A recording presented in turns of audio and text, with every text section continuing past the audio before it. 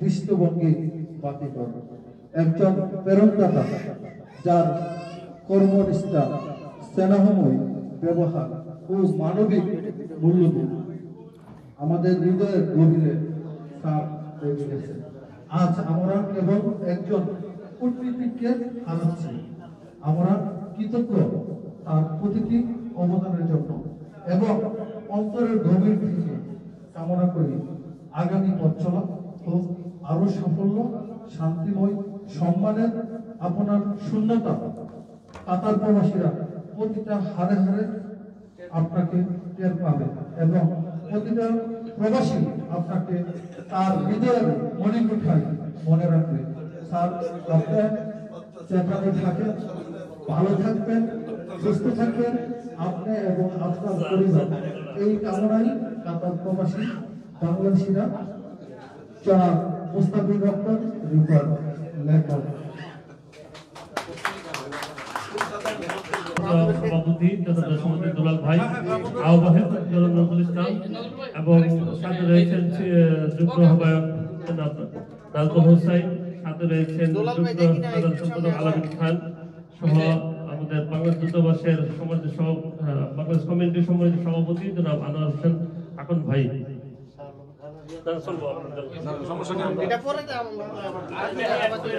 এই পর্যায়ে রাউন্ডের পক্ষ থেকে ফুল দেওয়া হয়েছে। আমরা যাকে এখানে সমবেত হয়েছি তাকে আমরা আজকে আমাদের সকলের পক্ষ থেকে ধন্যবাদ দিই এবং বক্তব্য রাখবেন আলামিন খান। যেখানেই থাকেন না কেন আমরা অভিভাবকের দায়িত্ব স্যার পালন করবেন এবং এই বাংলাদেশ অনলাইন অ্যাক্টিভিটিস কমিটি যতদিন থাকবে স্যার খোঁজখবর নেবেন সেই আশাবাদী করছি। এবং আজকে আমাদের বিজয় সংবর্ধনা অতিথি এবং আজকে সবার প্রধান অতিথি আমাদের মাঝে বক্তব্য রাখবেন এবং স্যারের স্মৃতিচারণা করবেন। আমাদের সাথে দীর্ঘ লং টাইম স্যার একসাথে সুখে দুঃখে স্যারের সাথে থাকিয়েছি এবং স্যারের সাথে অনেক দয়া করে আল্লাহ রাস্তে আমাদেরকে ক্ষমা করে দিবেন। আসসালামু আলাইকুম প্রিয় কাতার প্রবাসী ভাই বোনেরা, আপনাদেরকে শুভ সন্ধ্যা। আমার রাষ্ট্রদূত হিসেবে আমি সাধারণত সমস্ত অনুষ্ঠানে গেলেই আমি যে বক্তব্য দিই সেটা অনেকটাই ফর্মাল বক্তব্য হয়, কিন্তু আমার আজকের বক্তব্য হয়তো ফর্মাল বক্তব্য চাইলেও হয়তো আমি দিতে পারবো না এবং হয়তো বক্তব্য গোছানোও হবে না, কারণ আপনারা এত কিছু বলেছেন এবং গত 2.5 বছরে আপনারা আমাকে এত ভালোবাসা এবং স্নেহ দিয়েছেন যে সেটা আসলে শুধুমাত্র বক্তব্যের মাধ্যমে হয়তো আমি প্রকাশ করতে পারবো না। 2.5 বছর আসলে খুব একটা বড় সময় না। আমি আমার এই 31 বছরের চাকরি জীবনে বিভিন্ন জায়গায় থেকেছি। আমি একটা জিনিস সবসময় আল্লাহ তাআলা আমাকে অনেক জিনিস দিয়েছেন আল্লাহ তাআলা, কিন্তু একটা জিনিস আমাকে একদম বোধহয় আমাকে একদম ঝুড়ি ভরে দিয়েছেন, সেটা হলো মানুষের ভালোবাসা। আমি জীবনে শুধুমাত্র লস করেছি হলো টাকা পয়সা, আর বাকি সমস্তই কিছু লাভ করেছি। তো তার মধ্যে সবচেয়ে উল্লেখযোগ্য হলো আপনাদের যে এই ভালোবাসা স্নেহ। কাতারে আলামিন যখন নাকি বারবার বলছিল যে আমি চলে যাব এবং সেই জন্য অনেকেরই আপনাদের মন খারাপ হচ্ছে। হ্যাঁ, কারণ আপনাদের তো মন খারাপ হচ্ছে কারণ আমি 4,30,000 বাংলাদেশের মধ্যে হয়তো একজন, কিন্তু আমার মন খারাপ অবশ্যই হচ্ছে। তবে একটা জিনিস ভেবে এবং ওই একটা জিনিসের জন্যই আমার অন্তত আমি আনন্দিত যে মন খারাপ হওয়ার জন্য যে আমাকে কাতারে আসতে হয়েছে আজকে চলে যাওয়ার জন্য, কিন্তু আমি যে কাতারে আসতে পেরেছি সেটাই হলো আমার জন্য আসলে আনন্দের বিষয় ছিল। তো তো কারণ কাতারে যদি আমি না আসতাম, আপনাদের এই সবার সাথে আমার এরকম সম্পর্ক, আমি তো বলবো ব্যক্তিগত সম্পর্কই সবার সাথে আমার ছিল, এই সম্পর্কটা আসলে কোনোদিনও হতো না। এবং আপনারা জানেন যে আমার যেহেতু কোনো পরিবার ছিল না, আমি একাই থাকতাম, তো সেই জন্য আসলে এই প্রবাসী বাংলাদেশি ভাই বোনেরাই কিন্তু আমি মনে করতাম যে আমার পরিবার। এবং আমাদের এটার অবশ্য বেশ অনেক না, অল্প কিছু লোক বা অল্প কিছু কেউ তার জন্য অবশ্য রাগও করত। এর মধ্যে সবচেয়ে বেশি বোধহয় রাগ করতো আমার বাসার কাজের মেয়েরা, কারণ যেহেতু বাসায় ফিরতাম না, একটা দেড়টা দিকে ফিরতাম, তাদের জেগে থাকতে হতো। তো তারা খুবই রাগ করতো যে আপনার কোনো পরিবার নাই, কিছু নাই, এই জন্য আপনি আমাদেরকে এইভাবে কষ্ট দিবেন, ইয়ে করবেন। তো যাই হোক, আমি এই কাতারে যে আপনাদের সাথে এই 2.5 বছর কাটিয়ে গেলাম, তো এটা কিন্তু আমার জীবনে বোধহয় সবচেয়ে যে মানে প্রেশাস যে মোমেন্টগুলো তার মধ্যে একটা হবে। কারণ আপনারা অনেকেই বলেছেন যে আমি আপনাদের কাছে যেতাম এবং সেই জন্য আপনারা হয়তো এটাকে ভালোভাবে দেখেছেন, কিন্তু আমি আসলে আপনাদের কাছে যেতাম কারণ আপনারা আমাকে আপনাদের কাছে যেতে দিতেন, সেই জন্যই যেতে পারতাম। যদি আপনারা আমাকে গ্রহণ না করতেন তাহলে তো আমি যেতে পারতাম না। তো সেই জন্য আপনাদেরকেও ধন্যবাদ যে আপনারা আমাকে আপনাদের একজন করে নিয়েছিলেন, এবং আমি সেই জন্য আপনাদের কাছে চিরকৃতজ্ঞ। আর আপনারা এখানে আজকে যে দুটো সংগঠন আছে, একটা অনলাইন অ্যাক্টিভিস্ট ফোরাম আর একটা হলো ব্রাহ্মণবাড়িয়া জেলা কল্যাণ পরিষদ। তো বিশেষ করে ব্রাহ্মণবাড়িয়া জেলা কল্যাণ পরিষদ, আমি যখন কাতারে আসি তখন থেকেই আমি এসে দেখেছি যে ব্রাহ্মণবাড়িয়া যেমন বাংলাদেশে একটি উল্লেখযোগ্য শুধু জেলা বা স্থান না, ব্রাহ্মণবাড়িয়া কাতারেও যে একটি উল্লেখযোগ্য জেলা বা স্থান, এটা আমি কাতারে এসে বললাম। হ্যাঁ, কারণ তাদের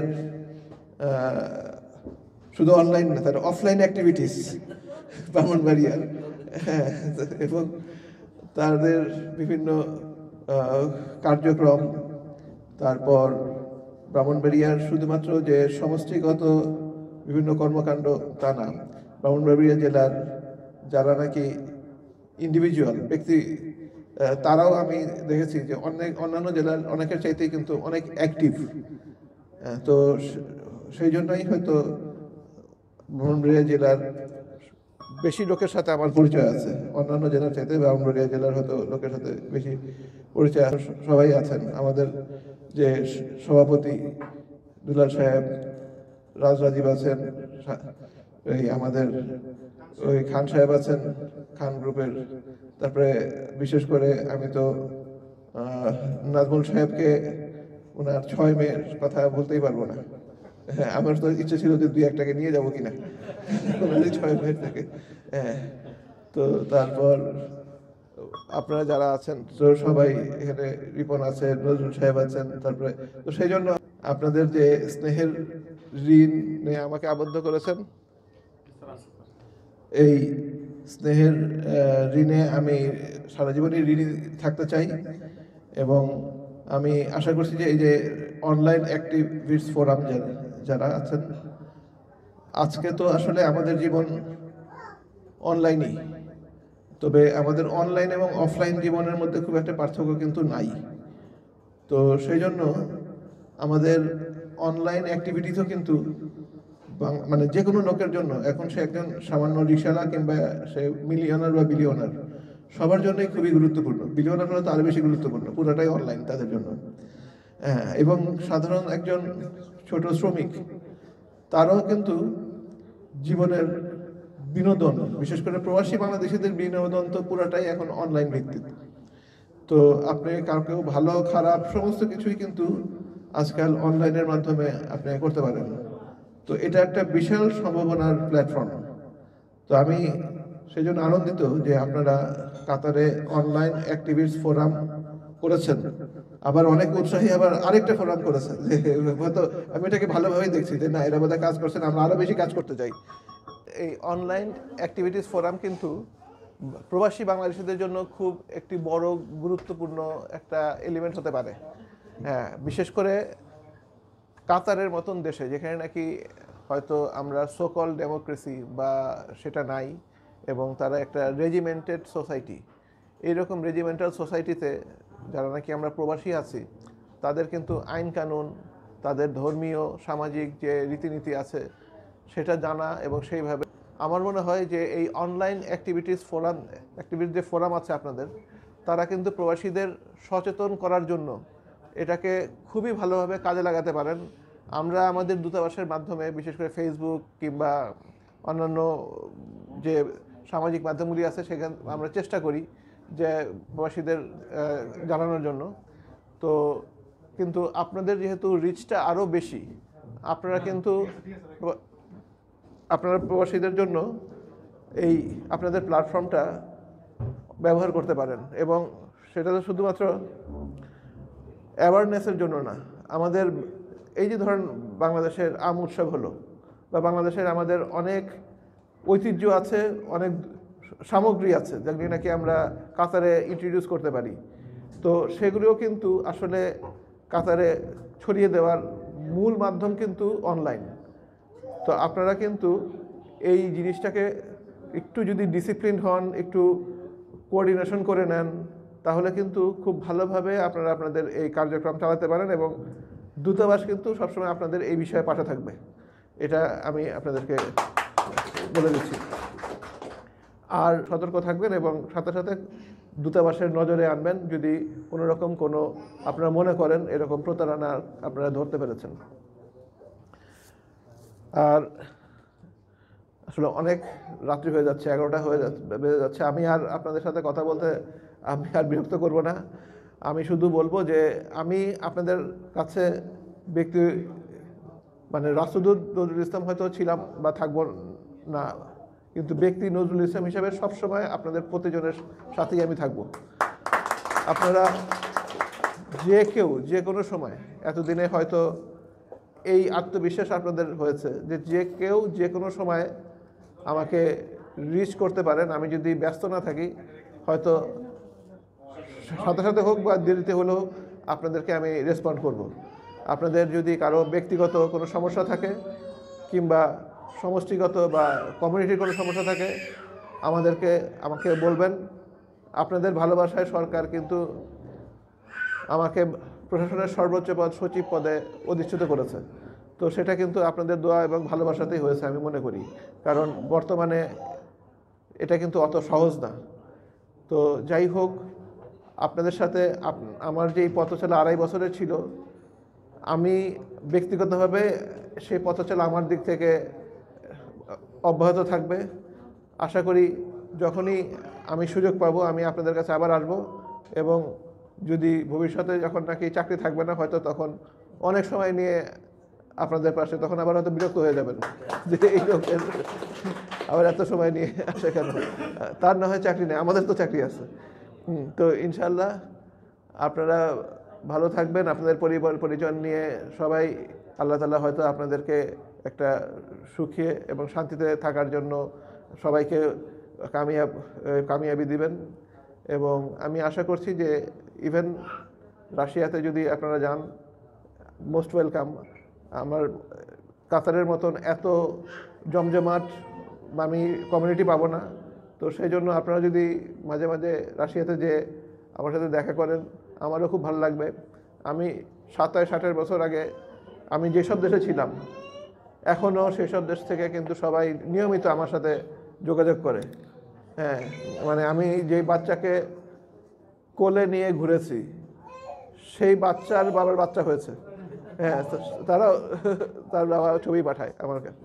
তো এইসবই আসলে জীবনের মানে একমাত্র অমূল্য যে সম্পদ আমার জন্য। তো এবং সেই সম্পদ আপনারা আমাকে অনেক দিয়েছেন।